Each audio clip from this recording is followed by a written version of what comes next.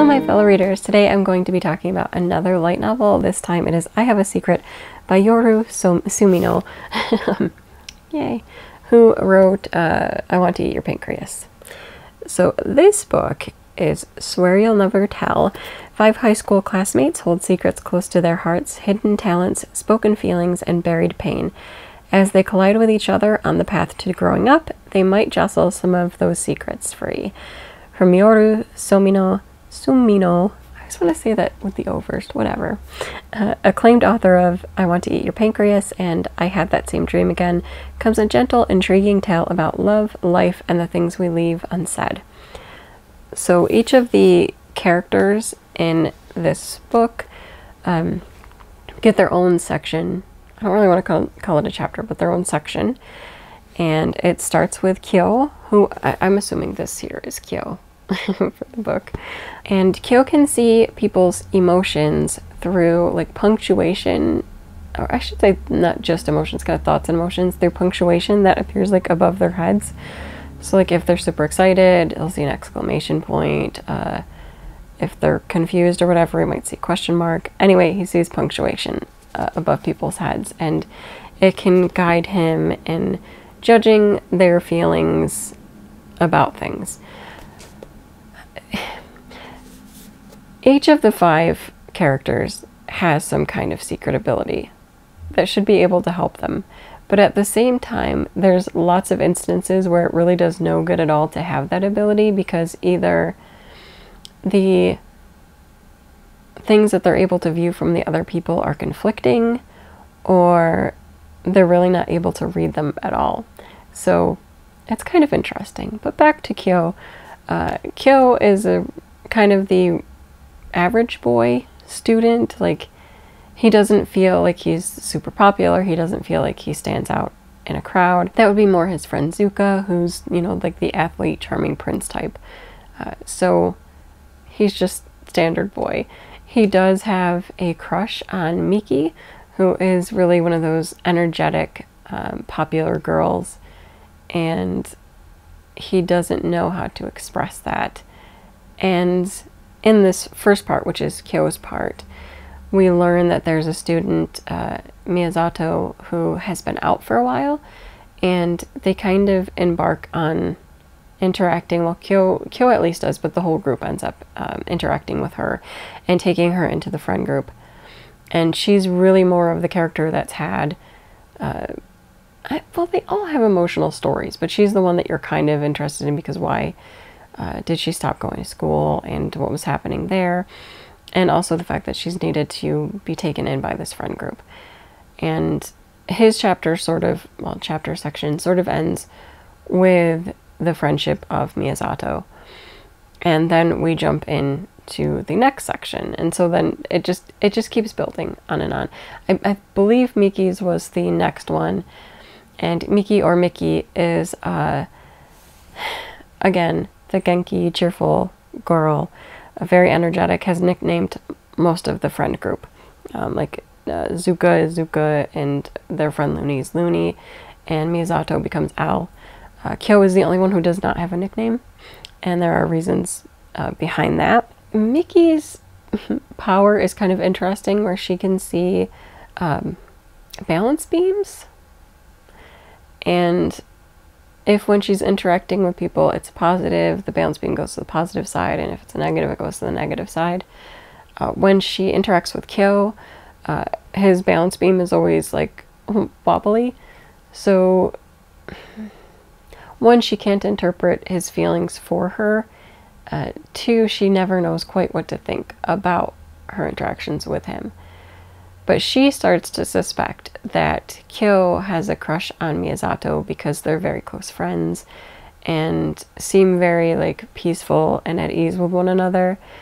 And she has different thoughts about this, because there are feelings that she may be having for Kyo, and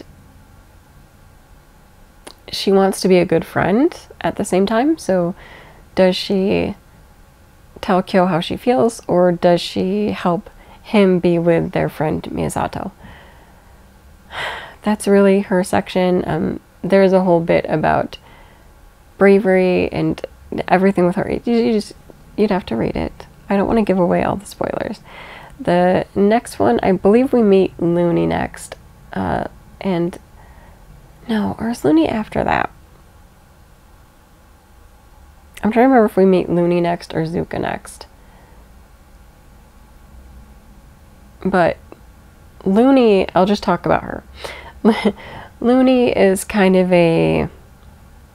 almost the wild child friend of the group. So she's willing to do things that are semi-outrageous and that the other friends might not do. Looney has the ability to, I guess, hear people's heartbeats and like the pace of them.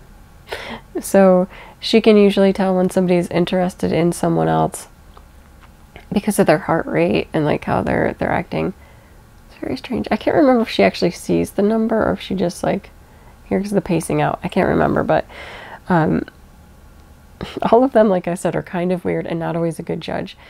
So with her, she has a very like push-pull relationship with Zuka, who she calls my prince. And I don't know, sometimes you could be seen as her taking things too far.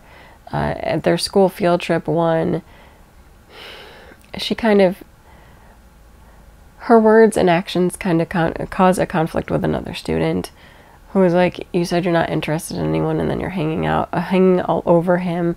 But from her, she's trying to take things, I don't want to say too far, but kind of like too far with Zuka to test his emotional response, to see why he always seems to be at it like an even keel and like nothing impacts or affects him.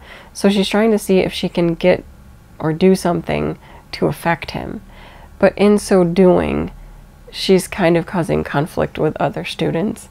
And I don't know, she was probably one of the more interesting characters for me because I think she hides a lot of things behind her outrageous behavior. That she's not like that wild or carefree, and I think she cares deeply about her friends. And that some of the wild things that she's trying to do are actually just trying to incite and elicit response from them so that they'll find their paths to happiness. But yeah, I find and found her interesting, and I almost wish we had more from that story. We meet Zuka, of course, the prince, and Zuka can see like, I guess it would still be emotions, but he can see emotions as like card suits above their head. So like each card suit represents something different, like, you know, anger and what have you. Just picture it, card suits above heads expressing different emotions. And he's kind of interesting too because as the popular jock figure, he'll say and do things to be jokey, but obviously sometimes people can be offended by that. So it can cause conflict with relationships that he might be trying to build. But I think that he, Al, and Looney have an interesting kind of dynamic happening that I don't think it's fully resolved. But I liked all of them. And of course the book closes with Al / Miyazato, who I think hers is more like emoticons, or is it just arrows? It's one of the two. I know for sure like she can see emotional like arrows and stuff, but I think she might see more than that. But anyway, she can see things as well. And for her, she's trying to help her two close friends, Miki and Kyo, realize that they like one another and confess to one another, because she sees Miki as being very dense. Like, she realizes that Miki thinks that Kyo likes her and keeps trying to get them to come clean with one another. Like, she can tell that Miki is willing to sacrifice her liking of Kyo for her, but she also knows that Kyo doesn't like her, that they're just like best of friends.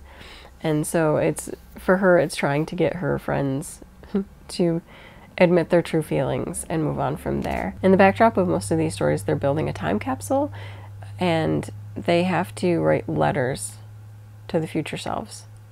And so in Miyazato's chapter, because she's closing up the stories in the book, she writes like letters to each of her friends and talks about things. And I think this is also important because of her past and like her not coming to school for a while. I think it's her letters addressing to them are dealing with their friendship and how grateful she is that they took her into their group and that she became a part of it, and how just grateful she is to have that opportunity and to have met them, and how hopeful she is that when they open these letters in 10 years, they'll still be friends because they meant so much to her life.